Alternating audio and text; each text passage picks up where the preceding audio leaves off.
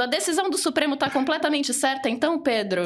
A decisão do Supremo está completamente certa. Deixa eu explicar aqui, porque não é simples. E é muito engraçado, porque hoje, ao longo do dia, de deputados do PT e do PSOL ao Nicolas Ferreira, está todo mundo distribuindo o mesmo artigo 55 da Constituição brasileira para provar que está certo.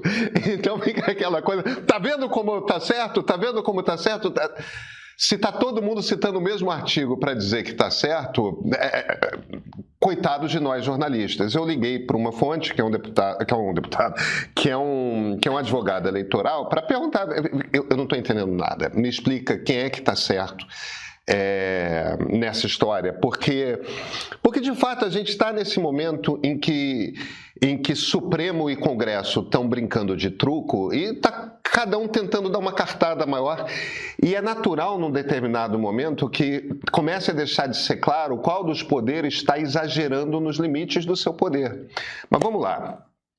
O que é o artigo 55 da Constituição Federal? É o artigo que explica como que um deputado ou um senador perde seu mandato. Muito simples. Aí ele vai listar várias maneiras possíveis, várias coisas que parlamentares podem fazer para perderem seus mandatos. Tem dois incisos que nos interessam aqui. Um é o inciso 4º e outro o inciso 6 da Constituição, do artigo 55. O inciso 4 diz o seguinte, saúde, Flávia. O artigo 4 diz o seguinte: perderá o mandato o deputado ou senador que perder ou tiver suspensos os direitos políticos. Tá certo? O inciso 6 diz o seguinte: perderá o mandato o deputado ou senador que sofrer condenação criminal em sentença transitada em julgado. Parece claro, correto? Bem, após esses vários incisos, esse mesmo artigo 55 começa a listar parágrafos. E o que ele diz? O parágrafo 2º diz o seguinte: olha, nos casos do inciso 1, 2 e 6, a perda do mandato será decidida pela Câmara dos Deputados ou pelo Senado Federal por maioria absoluta. Ou seja, no caso dos incisos 1, 2 e 6, a Câmara decide se perde o mandato votando no plenário. Deu metade mais um, perdeu o mandato. Não deu, manteve o mandato. O parágrafo 3º diz o seguinte: nos casos previstos no artigo 3 a 5, a perda será declarada pela mesa da casa respectiva. Ou seja, se for no caso dos incisos 3, 4 e 5, aí a mesa simplesmente declara, a mesa não tem escolha. Ela tem de declarar a perda do mandato. Qual o nosso problema aqui? Bem, por perda de direito político, se perdeu os direitos políticos, a mesa declara que você perdeu o mandato, acabou. Agora, se o problema é que você foi condenado em sentença criminal com sentença transitada em julgado, aí neste caso é o plenário que decide. Qual o nosso problema aqui? Quando você é condenado à reclusão com sentença transitada julgado, você automaticamente perde os seus direitos políticos. Então, simultaneamente, estamos numa situação em que é a mesa que decide e é o plenário que decide, porque ela cabe em ambos os casos. Ou seja, existe uma contradição na Constituição Federal. Então, o que acontece? A gente fica com essa contradição? Não, a gente não fica com essa contradição, porque a Constituição é também muito clara a respeito de quem que interpreta a Constituição. É o Supremo Tribunal Federal. Então, se o Supremo... Ele já interpretou. Interpretou, acabou. E há os precedentes. Não, e há os precedentes. Não é que interpretou neste caso. Você, né? Já vem interpretando. Flávia, você tem toda a razão. Há muito tempo o Supremo interpreta dessa forma. Quer dizer, foi condenado a tempo de prisão. Acabou, você perdeu seus direitos políticos, isso é dado pela lei, tá? Isso não é uma coisa que é nesse artigo que é. Então você automaticamente perde o seu mandato, acabou. perdeu os direitos, você perde seu mandato. Essa é a leitura que o Supremo faz. Não é de agora que o Supremo faz. A Flávia está inteiramente certa. Então, gente, Alexandre de Moraes tem razão. Acabou. Não é uma escolha do presidente da Câmara cassar ou não o mandato da deputada Carla Zambelli e o mandato do deputado Alexandre Ramagem. Os dois estão com condenação criminal, com trânsito em julgado. A mesa diretora tem simplesmente que fazer um ato administrativo, que é reconhecer a decisão judicial e convocar os suplentes, porque essas pessoas não têm mais mandato. Duas participações aqui, uma do Matheus William agradecendo, falando obrigado, vocês são os melhores, estava morrendo com essa dúvida. E o Osiel Castanho diz o seguinte: como ilustração, embora seja do policial a prerrogativa de prender alguém que tiver um mandado de prisão em vigor, isso não significa que o policial pode escolher se prende ou não, ele é obrigado a prender. É isso mesmo, é isso mesmo. Deixa eu reler aqui, eu já vou passar para... Mas vamos lá. Nos casos previstos nos incisos 3 a 5, a perda será declarada pela mesa da casa respectiva. A perda será declarada. Tipo, não é a mesa escolhe-se, não. A mesa declarará a perda do mandato. Quer dizer, não é... O Supremo, evidentemente, manda um ofício para informar a mesa diretora de que, olha, tem uma sentença aqui, já teve o trânsito julgado, acabou, está preso e... Estou comunicando a vocês que vocês têm a obrigação administrativa de cassar esse mandato, porque esse mandato não fica mais de pé constitucionalmente. Magno, Flávia.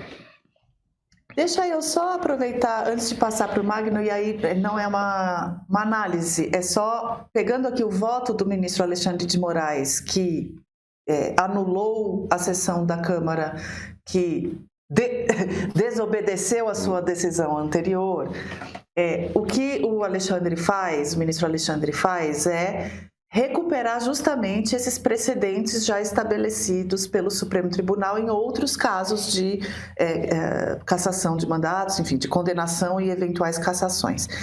E ele cita um voto do ministro Luiz Roberto Barroso que realmente assenta de uma forma bastante clara, que é a seguinte: olha, eu abro aspas, aqui é um trecho bem curto, eu só vou ler porque ele realmente esclarece e é um dos votos fundamentais aí desses precedentes, né? Por fim, diz Barroso no voto citado por Moraes, por fim, cabe assentar a melhor solução para a questão da perda do mandato. A regra geral, por força do artigo 55, parágrafo 2º da Constituição, é que a decisão seja tomada pelo plenário da Casa Legislativa, a que pertence ao sentenciado por maioria absoluta. Todavia, em se tratando de pena privativa de liberdade, em regime inicial fechado, a perda do mandato se dá como resultado direto e inexorável da condenação, sendo a decisão da mesa da Câmara dos Deputados vinculada e declaratória nos termos do artigo 55, parágrafo 3º. Ou seja, esse voto do Barroso é de 2013, no caso do Nathan Donadon, e se tornou meio que a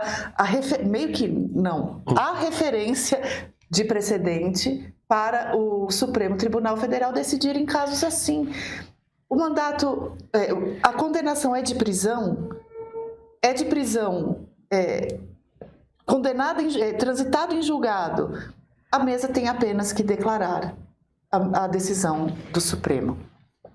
Está tudo tão maluco nesse eterno dia da marmota que a gente vive, é que um dos acontecimentos desse dia, que a gente revive todos os dias, é a discussão a respeito das funções do Supremo Tribunal Federal e do respeito que o Tribunal Federal, o Supremo, faz ou não dos precedentes estabelecidos pela própria Corte.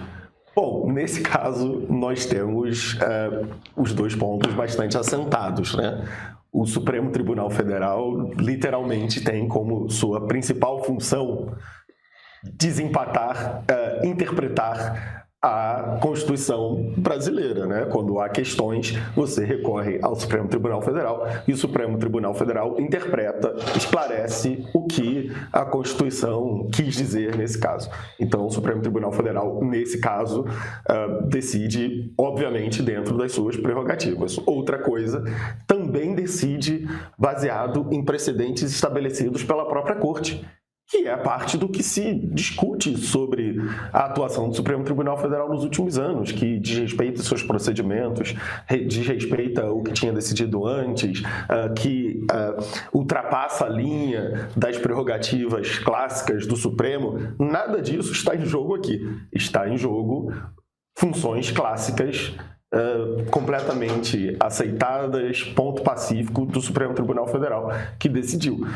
E mais uma coisa, a gente entende qual é a ideia por trás, a ideia que fundamenta as casas legislativas terem esse poder de voto, né? Votarem por isso. É uma proteção aos parlamentares contra perseguições, é uma proteção à atividade parlamentar. Ninguém pode acreditar, imagino, que o voto da Casa Legislativa serve para aliviar um parlamentar que foi condenado, trânsito em julgado, a pena de reclusão. Essa não é uma prerrogativa do parlamento, não é uma prerrogativa do parlamento dizer não, o deputado foi condenado à pena de prisão por assassinato, mas não, a gente votou aqui 257 deputados votaram e ele vai ficar solto. Não é assim que funciona. O parlamentar tem direito à ampla defesa, tem direito a ter um processo judicial justo e, condenado à prisão, ele é como cada um de nós, precisa ir cumprir a prisão. Então, me parece que a briga política, isso é outro ponto do nosso dia da marmota, só para finalizar. A briga política não só cansa os brasileiros, não só cansa a gente, mas também está servindo para desmoralizar completamente as instituições, né? Foi uma construção tão longa da nossa redemocratização, a gente fazer com que as instituições, o parlamento, por exemplo, fosse responsiva à opinião pública, à vontade dos cidadãos, e de repente estão todo mundo jogando isso no lixo por conta dessa briga absurda essa disputa absurda entre os poderes. Como o parlamento pode votar para preservar o mandato de uma deputada que está condenada criminalmente? É inexplicável. Imagina, anda aqui na rua e explica isso. Olha, se você sacar uma arma e apontar para alguém, você vai preso, a não ser que você seja um deputado. E aí os teus pares podem te livrar da prisão, podem manter o seu mandato, você continua sendo deputado. Isso não existe. Mais não é ainda, né? Porque o caso em questão, embora... Não é nem esse, só esse. Exato. É um caso de uma parlamentar, de uma deputada que contratou um hacker para invadir um sistema de um outro poder, quer dizer, no caso era do CNJ, mas que é vinculado a outro poder, e falsificar assinaturas e documentos de um ministro do Supremo Tribunal Federal. E colocar no sistema um pedido de prisão desse ministro. E, então, é um conjunto de coisas realmente absurdas. Já imaginou ter um encontro intimista com ninguém menos que Fernanda Montenegro? No nosso novo documentário, Fernanda Montenegro, A Luz e o Mistério, a maior atriz do Brasil abre o coração e compartilha quase um século de memórias. Um filme emocionante, com histórias e confissões que você não vai encontrar em nenhum outro lugar. Para assistir agora mesmo, basta ser assinante do Meio Premium. Acesse o link na descrição, faz a sua assinatura e se junta a nós para celebrar a vida e a arte dela, que é a maior atriz do país, no streaming do Meio. Venha se encantar com esse presente de fim de ano.